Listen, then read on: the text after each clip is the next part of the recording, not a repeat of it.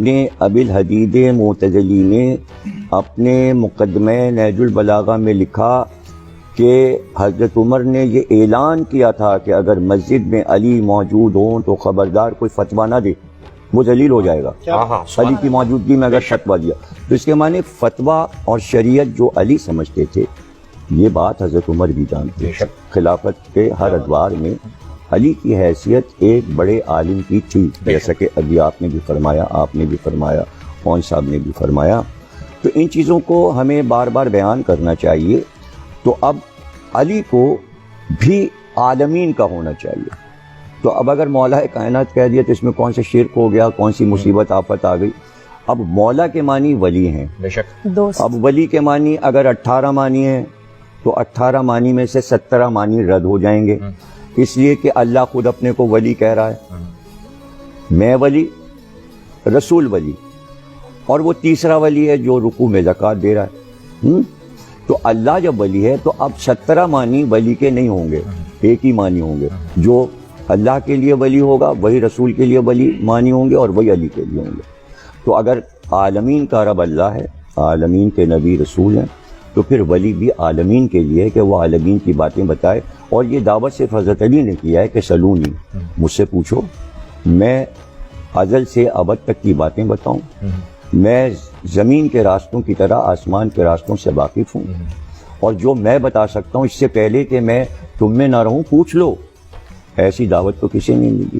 اب جتنا جس کا ظرف اور حوصلہ تھا اس نے پوچھا، اور جتنا پوچھا اسی سے وہ علم علی کا سب کاغذ سے آ گیا، لوگوں نے محفوظ کیا۔ اور جہاں بھی علم کی یہ خاصیت ہے کہ علم پسند دنیا کے کسی کونے میں ہو، وہ کھنچ کے وہاں پہنچ جاتا ہے۔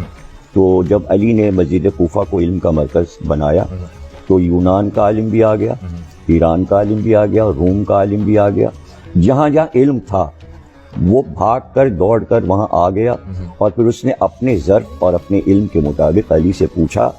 اور آج وہ علم اتنا ہے کہ اب آپ کو دیکھیں کہ نہج البلاغہ کو 23 جلدوں میں شرح کے ساتھ ابن ابی الحدید معتزلی نے 200-250 جلدیں علی کی سوانح حیات پر عربی فارسی میں لکھ دی گئی ہیں۔ بے شک۔ یعنی میری تو الماری اوپر سے نیچے تک جو ہے نا کمرہ بھرا ہوا ہے مولا علی، مولا علی۔ یعنی میں نے ایک پورشن صرف نہج البلاغہ کا بنایا ہے، ایک پورشن صرف ولایت علی کا بنایا ہے، ایک علی کا سوانح حیات کا بنایا ہے، ایک علی کے علم کا بنایا ہے۔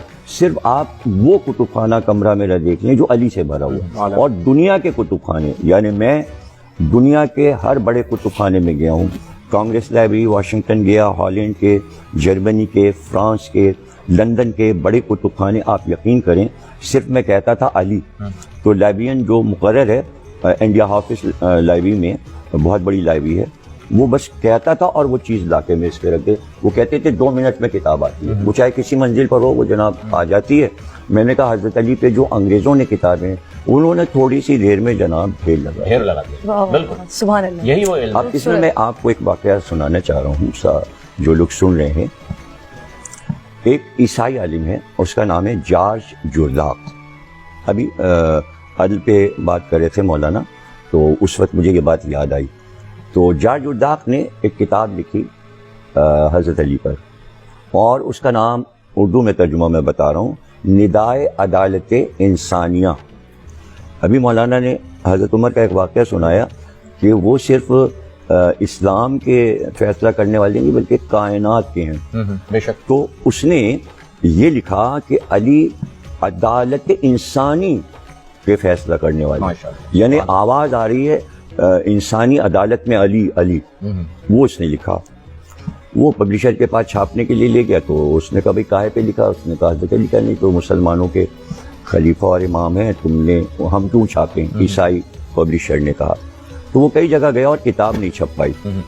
تو وہ جس چرچ میں جایا کرتا تھا وہاں جا کے بیٹھ گیا اور اداس ہو گیا۔ اتنی دیر میں پادری چرچ کا باہر نکلا، اس نے کہا جارج جرداق بہت تم اداس بیٹھے ہو۔ تو اس نے کہا میں نے کتاب لکھی تھی، کوئی چھاپنے کو تیار نہیں ہے۔ تو پادری نے کہا کس موضوع پہ لکھی ہے؟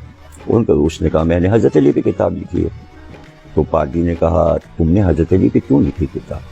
اس نے کہا میں نے جب کتابیں دیکھی تو میں نے دیکھا کہ عیسائیوں پر علی کے کچھ احسانات ہیں، میں نے اس احسان کو اتارنے کے لیے علی پر کتاب لکھی ہے۔ تو کہا سب نے منع کر دیا، کہاں؟ وہ اندر گیا اور کچھ پیسے لے کے آیا اور اس نے کہا بھائی یہ چرچ کے پیسے ہیں، اس سے تم کتاب چھاپ لو، جب تمہاری کتاب بک جائے تو تم چرچ کے پیسے واپس کر دینا، لیکن کتاب چھاپو گے۔ اس کی کتاب چھپی، 123 ایڈیشن اس کے کتاب کے آئے، پھر اس کا ترجمہ جرمنی میں ہوا، پھر فرینچ میں ہوا، پھر ایران میں ہوا، عربی میں اس کا ترجمہ بار بار ہوا، اور اس کے بعد جب عراق کتاب پہنچی تو اس دور میں آیت اللہ محسن حکیم صاحب تھے، انہوں نے اپنے طلباء سے کہا کہ اگر تمہارے کو پیسے نہیں ہیں تو کپڑے بیچو اپنے اور یہ کتاب خرید کے پڑھو۔ اس کا صرف ایک جملہ پہلے باب کا میں سنا رہا ہوں۔ باب شروع کرتا ہے، وہ کہتا ہے، ایسے وہ بڑے انوکھے انداز سے ہر باب کو شروع کرتا ہے۔ پہلے باب کو شروع کرتا ہے، کہتا ہے کیا تم نے دنیا میں کوئی ایسا حاکم بھی دیکھا کہ رات کو وہ نہیں سویا جب تک اسے یہ یقین نہیں آ گیا کہ ہمارے پورے ملک میں کوئی بھوکا نہیں سویا؟ کیا ایسا عالم دیکھا؟ اس طرح وہ شروع کرتا ہے۔ تو اس کتاب کو بھی اگر آپ پڑھیں اور غیر اقوام میں جو کچھ مولا علی کے بارے میں کہا اس کو پڑھیں، اور ان چیزوں کو عام کرنے کی ضرورت ہے کہ علم سے اکبر الہ آبادی جو کہ جسٹس تھے اور جج تھے الہ آباد کے، وہ کہا کرتے تھے کہ بھائی تعلیم ہو ہی نہیں سکتی، اس لیے کہ تعلیم کا دل علی ہے۔ جب آپ تعلیم لکھیں گے بیچ میں علی لکھا ہے، اے این لام یہ میم، اے اور میم کے بیچ میں علی لکھا ہے۔ تو جہاں آپ تعلیم لکھیں گے بیچ میں علی، تو وہ کہتے تھے کہ تعلیم کا دل علی ہے، علی کے بغیر علم نہیں۔